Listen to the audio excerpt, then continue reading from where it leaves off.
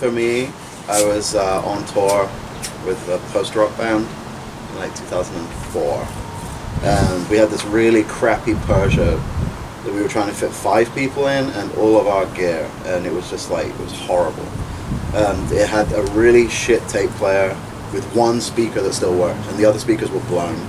And our guitarist brought in a tape and put it on, and the first thing that came on was Skeletures, the Dormouse, for, you know, the Venetian Snares remix of the Dormouse song. And I was like, what the fuck is this? But it sounded like industrial because it was on one broken speaker. You know, so that was like the first time I ever heard any breakcore. And then he showed me Boku Mobile Karen by Bogdan. So yeah, for me, that, yeah, Bogdan and the Venetian Snares Dormouse remix. And that, yeah. So I was late to the game. Yeah, I'm sure there've been like things that you heard that weren't necessarily called breakcore. Oh, for sure. That, right? But that was like the first aware that this is breakcore. Yeah, yeah, definitely. I think same for me too, a similar kind of thing. It was like Soul Seek. A friend of mine was living in Winnipeg. He said there's this guy named Snares living there. You'd like his music. I think he uses trackers as well. So I just downloaded the first thing I found. It was Cobra Commander. Yeah. By Venetian Snares. That was the first officially. I'd been toying with the word breakcore for years. Like, oh, there's got to be some genre like that because IDM is just too serious and slow. There's got to be something more focused on like the hard edge shit. But it's probably that one. Cobra Commander.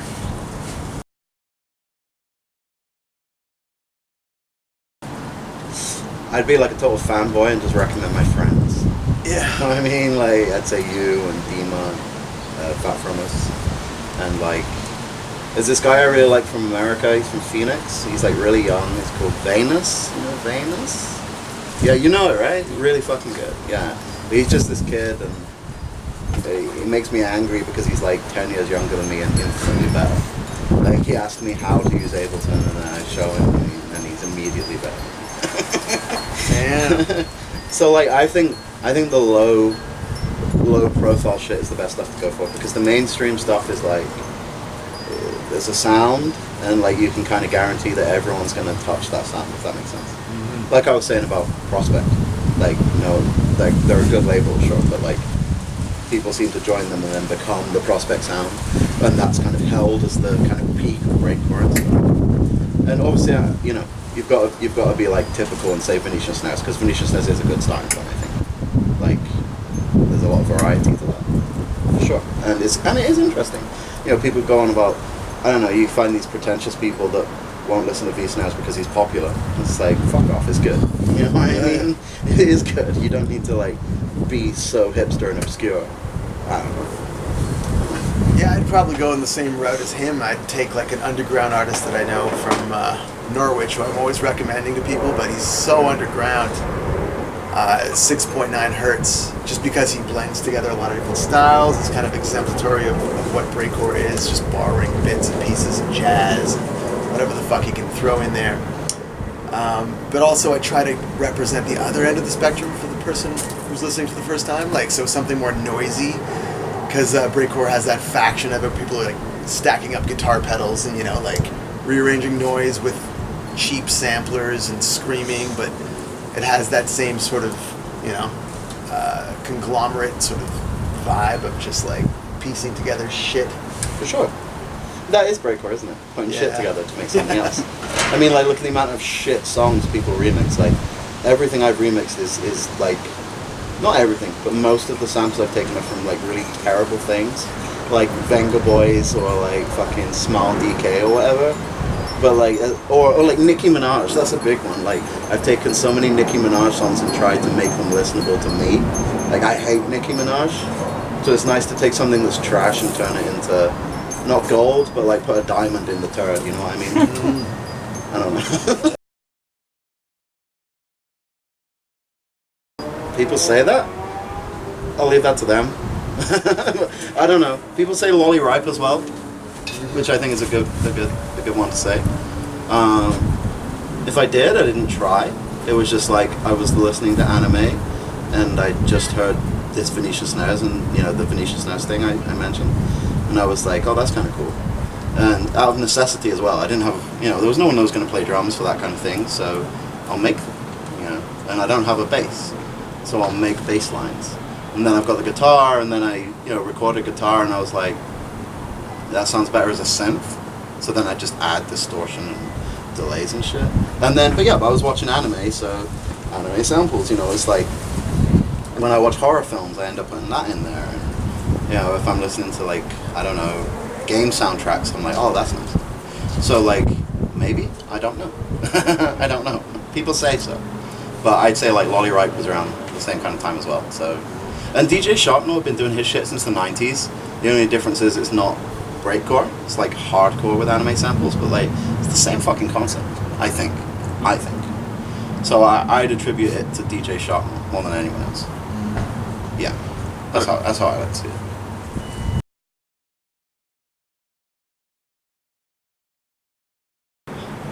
Hospitality, definitely. That's the most important thing. Like, I've played so many shows where people are just like, they treat you like a person, like you're not a product they've hired. But then I played other shows where it's like, are you Goreshit? Yeah, okay, see you later, are you playing at 10? It's like, I don't know.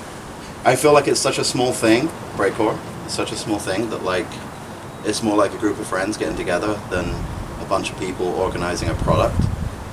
So I think hospitality is the most important thing within this. I mean, maybe if I was earning like big bucks, I'd want like a hotel and I'd want people to just leave me the fuck alone, but I kind of like the experience of hanging out with like-minded people. So for me, hospitality, that's way more important than money and stuff like that. Also being fair, like, you don't have to pay someone like thousands of pounds. You can be like, how much did it cost to get here? And then, well, we'll give you that, and then if we make some money, you can have that too. I don't know, it's just like, just be fair. Be fucking fair and be hospitable. That's what I think. Yeah, same thing in terms of being realistic about what, your expectations are. You might not even know the area. Maybe you want to do some research before actually going to that spot to play, right? And then, the people around you when you're there, just sort of gelling with them. I mean, that's what you're in it for anyway, maybe. It's just a vacation. You got a day job. Yeah. You're probably not making a living off it half the time. No. So you're there as a partial, to get to know the area, get to know the people. It's a cultural sort of, take in.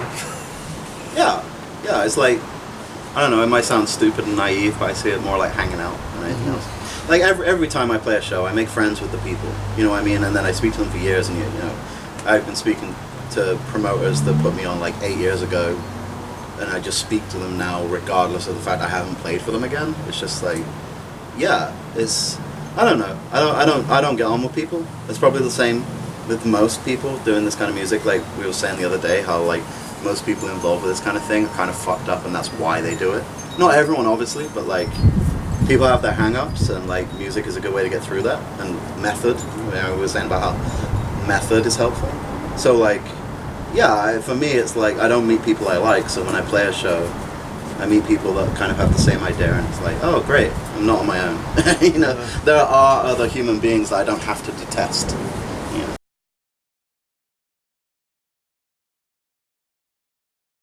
I'm working on a few, but the one I'm like trying to focus on to get finished, I've been working on like on and off for like 5 years, which is weird for me because I usually just like sit down for a couple of weeks and then make an album in that time, and it's like, here you go, it's done.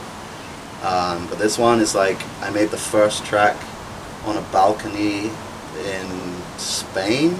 Like I was like, I always bring my laptop even if I'm on holiday, just to like, oh, here's an idea.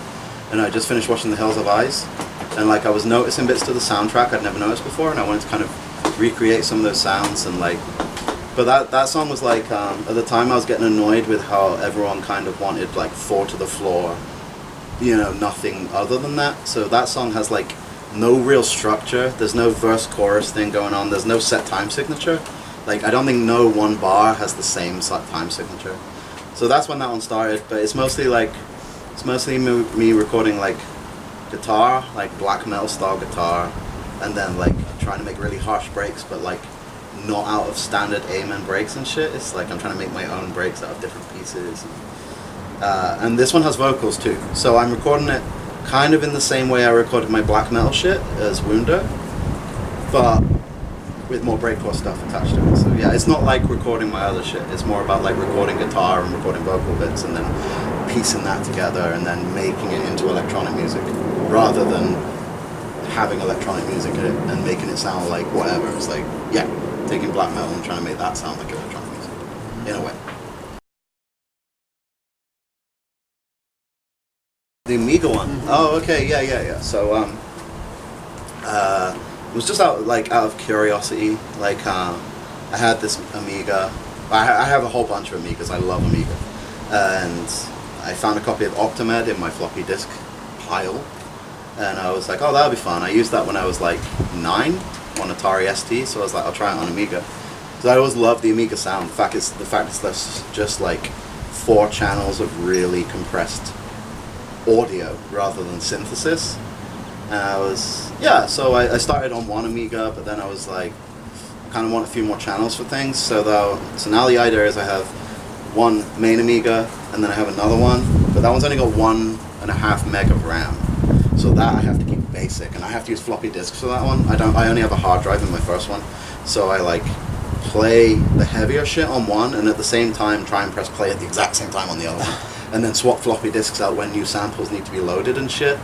So like, but then they both go out into different guitar pedals and like rack units. Like I have an Oasis reverb unit, and they go into that, and then I've got like loop pedals and distortion pedals and shit, and then they all go into a 4-channel mixer, so I can cut bits out just with like volume.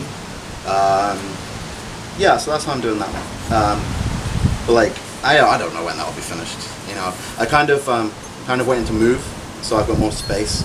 So at the minute it's like one Amiga is on a chair next to me, and the other one's on my desk, and then there's like I have an old broadcast monitor with one of them plugged in, and then I've got like another monitor just piled on top of shit. Like there's no room for it right now. So I'm kind of waiting until I move like next week to get it proper done. Yeah. Well, I mean, personally, I have not such an exciting story for my process for this stuff, but I have a bunch of sort of a limited amount of Eurorack gear, so I have them all sort of encased, so I can't collect more for the reasons that I can't afford more, really. But limiting myself like that, I have a sequencer, Intelligel Metropolis, paired with an Atlantis, and I also have a System 1M. And it receives CV, so I just send the Metropolis signal to this System 1M Roland thing, and then I use some of the waves from the other synth to affect the tendency masks of what's happening with the sequence. So I come up with some unique sort of bass lines, sort of acidy bass lines, and I just work with the bass lines. I record as many of those as I can, and I just sort of build on top of that, add some pads. Maybe I'll pull out my little Electribe and pound out some, That was fun. Scales and things, and then you can switch the scale halfway through and finish the pattern with another scale, and so just putting that all into the Renoise tracker. And also the drums, I've got this new plugin which has used a bunch of real drum samples. Like, I think it's got about like 80 different kits in it, so I've been trying to go kind of a real sound with the drums, I guess, so bit of a different sound. Usually I'm used to working with loops that I've collected over the years and sort of, revamped by EQing them, but now the drums are more spatial, so I've been encouraged to do multi-channel stuff. A friend of mine builds cedar panel speakers, and he's trying to get me to play on those speakers and have my stuff in multi-channels, but it's too much of a, a stretch for what I'm doing now to be able to conceptualize. But with a little help, maybe I could do more multi-channel stuff, so we'll see.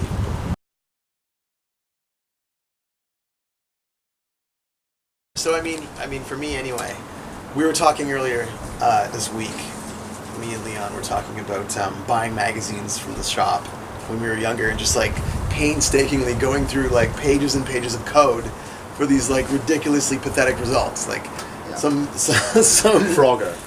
Bad Frogger. Really bad Frogger, where the frog is redrawn every time you move forward, and it's impossible to actually play the game with any sort of strategic aim.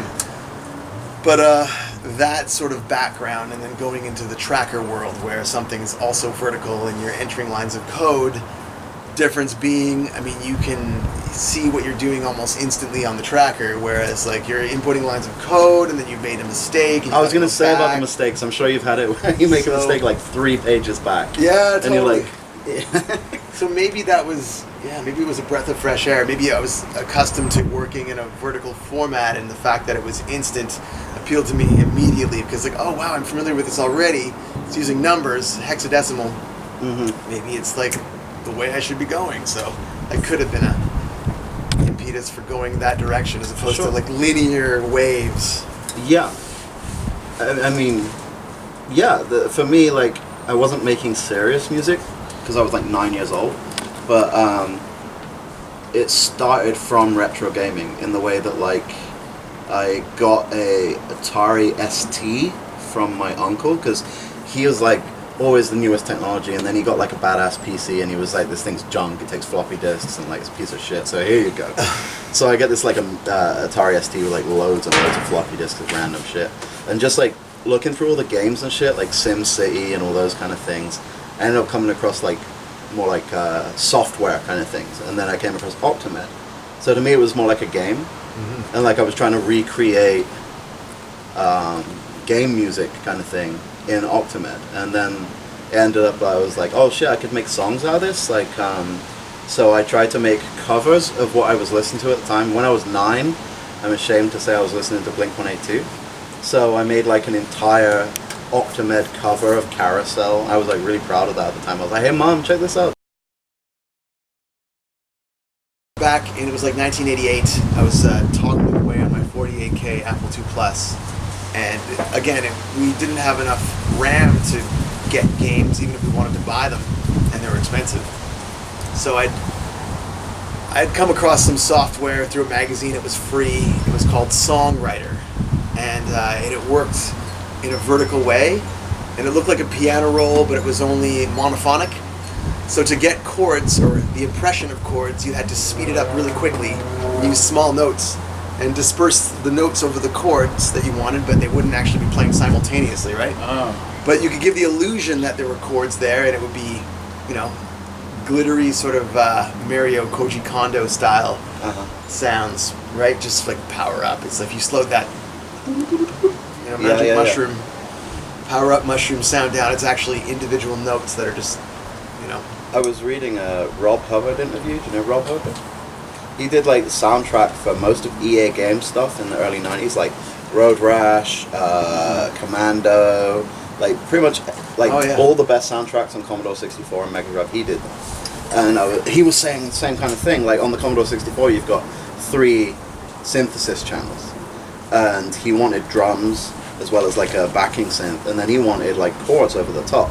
So he just played arpeggios really fucking fast, and it gave the illusion of chords, and you can hear it, but it's like wobbly. Is that the kind of thing? Yeah. Totally. Yeah, for sure. It's like I'm doing a similar thing with the Amiga. Like the Amiga has no effects, so like I said, I'm using the guitar pedals and stuff. But for a delay, I'm like, so the Amiga has 2 left channels, 2 right channels. Now we're talking. Yeah, this is making more sense. And for the delay, it's like I'll have 1 note in the left channel and then 1 note in the right channel, and then I mix them as mono. So it's like, you know, you have the right channel slightly quieter, and it's like a ping pong delay, but it's not. It's an illusion. It's an illusion. It's all just normal, you know, hexadecimal number triggered samples. But yeah, you give the illusion of delay and stuff like that, and the illusion of build up. So this is the art of tracking right here. Yeah, for sure. You have to be inventive. Yeah. I love that. I've loved the limitations of the Amiga. Like the album on Amiga was originally just going to be the 4 channels, but like I was getting some shit done in there, and I was like, okay, that's cool. That's like, it's nice to work within that kind of confinement. But then I kind of think I'd like maybe a break over this or something like that. So that's when the second Amiga came in.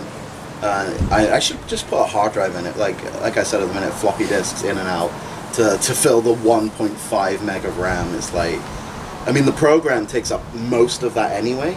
So I take up I have to load Octamed on the floppy disk, but I don't have a bootloaded version, so I have to load Workbench, the operating system for Amiga first, then load Octamed into Workbench, and that's a mega RAM gone.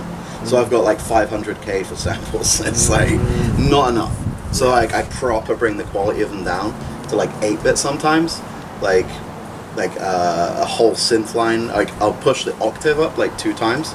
So I take a really low synth, make it really fucking high pitched so it's short, and then when you play it 2 octaves down, it's the same length as it was in the first place, but it sounds proper crushed.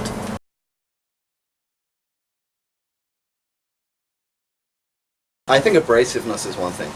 Do you know what I mean? Yeah. Like hardcore, even like boring 4 to the floor hardcore, it's like by its very nature fucking abrasive. Like the kicks are as distorted as can be, and like the synths are usually like really horrible high pitched stabs and shit like that. It's like, I think that abrasiveness helps people. Like grindcore fans always like breakcore. Breakcore fans always like grindcore and industrial and stuff. I think it's just that aesthetic, that kind of noise. It's noise, you know what I mean?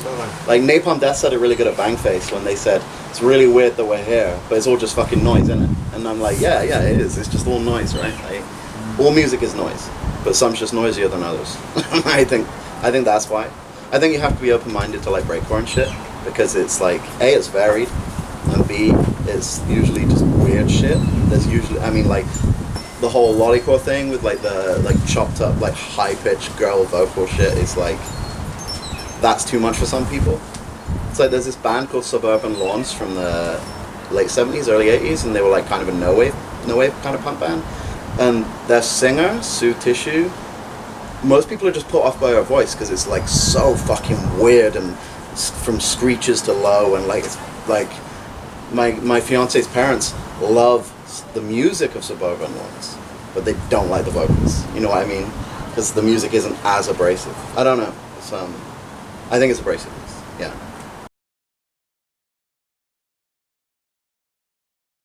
As Goreshit, for me, opening for Lustmord, that was like fucking. And then like having like Suckliff Jugend play before me, it's like, so, you know, like being between 2 of like my favorite kind of noise ambient things. That was nice. Yeah. KG Hino, I think. He was a pretty You crazy. opened for KG Hino? Yeah. No fucking way. Oh man, nice. Sorry, it's him and Dora Video. There was a show we did in Saitama a couple of years ago, and we'd known, Noriko and I met Dora Video in Fukuoka when we first toured Japan in 2012. But yeah, he sort of stuck with me. You know, he like found out when I was coming back to Japan, saw what I was doing, and booked me a show with KG Hino himself. Lute Canal played as well. It was quite a variety, but just playing amongst that sort of That's nice. completely different genres of music and being slaughtered in the middle of it. That's really cool. That was the craziest. Yeah. KG Hino, holy fuck. Yeah. I'm jealous. It's cool when people see that though, the connection, right? Like he was talking about having a connection with like you were saying abrasiveness could be like the through line for that, right? Oh fuck! I mean, if you talk about KG Hino's music, abrasive is the word, like for sure. Granted, he does a bunch of different kind of things, but Well, like the more ambient shit, right? Yeah, for sure. But there's always something weird about it. I've always liked his like kind of like fucking dying howls, like whimper vocals, you know, like yeah. It's like I have always liked that in vocals.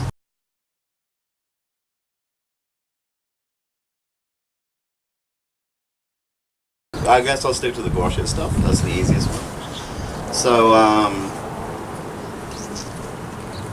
I ended up in a hospital like 12 years ago, something like a decade ago. I got diagnosed with schizophrenia. I got put in the hospital because I woke up in a bathtub full of blood and I'd cut my own thumb tips off. So like I woke up and I was like, why are my thumbs off? You know what I mean? And I lived like really out of town. I like by myself, really secluded. So I got in my car, trying not to touch anything with my thumbs. And I got to the hospital and they called my mom and she came and she brought the thumb that I left behind. And so they kind of tried to like reattach them, stuff like that. And then I'd been like self-harming a lot, you know, just coping mechanism shit, because I didn't know what was wrong with me. I just knew I was feeling pain, and this pain seemed better than this pain. which I don't do anymore. I do not condone either. And so they were like, enough is enough, it's time for you to go into a hospital. So I was like, okay. So I say I was sectioned, it was more like, you can go if you want. If you choose not to, we're putting you in there. You know, so it was a voluntary sectioning. And there's not a whole lot to do in these places besides eat and sleep. They have programs, they had art programs, I did a lot of painting, stuff like that, sewing, things like that, but there's a lot of time to do nothing. And so I requested that I could have my laptop in there and my guitar, and it took them like 3 months to pat test it, like, you know, the electronics test.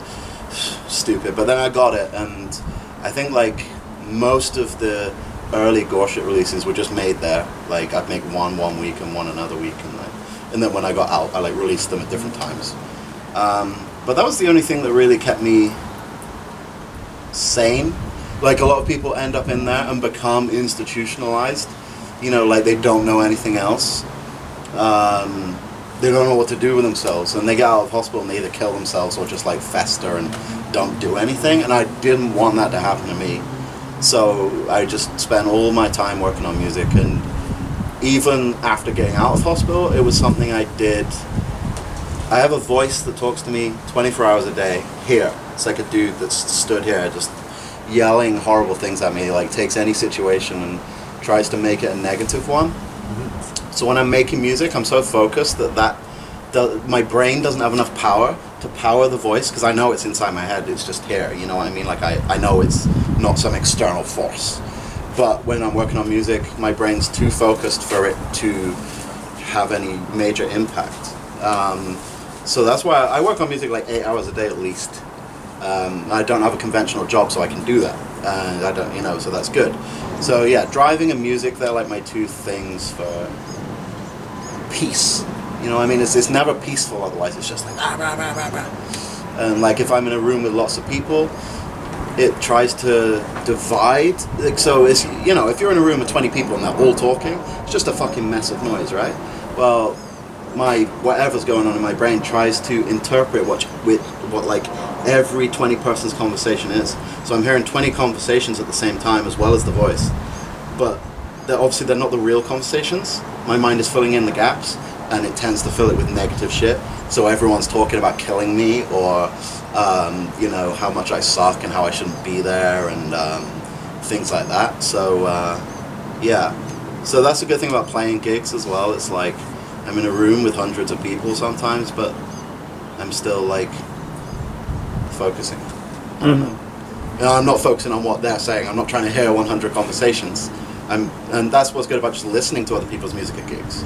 I'm not trying to listen to the 100 conversations around me. I'm trying to listen to this one thing that's coming at me, the music, you know. So that's how music's helped me, you know. I don't think I'd be here without it. I think there's like 3 things in my life. There's my mom, my fiance, and my music. Those are the 3 things that keep me fucking sane.